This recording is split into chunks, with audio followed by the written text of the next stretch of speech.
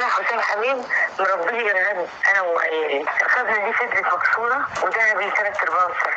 بيقول لي كلام وسخ جدا. أنا ماليش دلوقتي غير ربنا وأنتوا والدولة. طول البيت ده أبويا.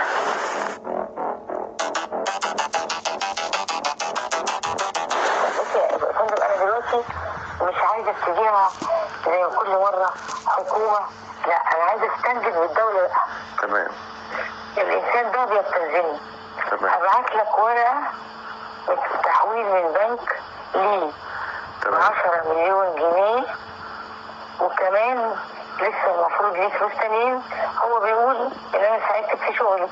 تمام. وطلع في البرنامج بتاع رمضان على الست اللي هي عارفه اسمها ايه دي، قال انا ما باخدش من شيرين عبد الوهاب ولا بقلبي. تمام. بيهددني. تمام. قاعده في بيتي، قاعده في بيتي مش مرتاحه. الدكتور عشان خاطر عارف ان انا بخاف اقعد لوحدي، موصي ناس من صحابي الامنا ان هم يجوا يقعدوا معايا باستمرار عشان ما احسش ببانيك واعيط وكده. عمال بيهددني بيهم، بيقول لي كلام وسخ جدا، وانا بربي بنتين في فتره مراهقه، فاكيد مفيش اي حاجه وحشه هتحصل قدامهم. في واحد كان مسؤول عن شغلي هو اللي جايبهولي، كان على ضمانته هو. كان مسؤول عن الماديات. أيوة. الراجل ده يا فندم بقاله 4 سنين ما حاسبنيش وخد مني عربيه رينج روفر ماركه 2008، باعها وما قاليش باعها بكام. خد مني ساعتين رولكس. بص ما اعرفش اي حاجه عن حساباتي. خبر ابيض. الخزنه بتاعتي كانت موجوده في شقه في كومباوند اسمه صدق. طلع كسرها عشان يطلع منها تنازلات عشان شركه روتانا والقضيه بتاعتهم، تنازلات الاغاني. الخزنه دي فضلت مكسوره ودهبي 3/4 سنه. فهو يعني حسام بيهددني، بيبتزني، بيقول لي كلام وسخ جدا عني وعن صحابي اللي هم المفروض ان هم قاعدين امر من الدكتور.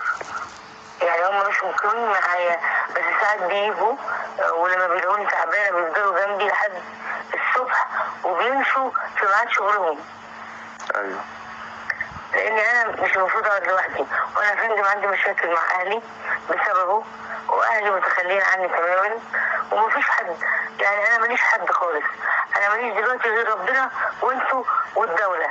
وانا عايزه ربنا يحميني من الانسان ده اللي هو خلاني متدمره نفسيا وبشتكي من كل حاجه ومش عارفه اتعالج. والدكتور ده بيشهد ان انا كنت عنده، كان في البيت عندي عملي زي حاجه جنونه كده للعلاج.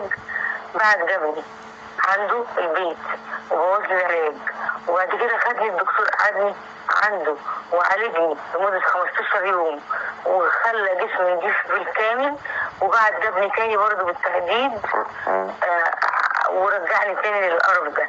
فانا يا فندم مش عارفه اعمل ايه. انا حسام حبيب مربي ارهاب انا وعيالي. طيب. انا مش عارفه اعمل ايه. انا عندي سؤال.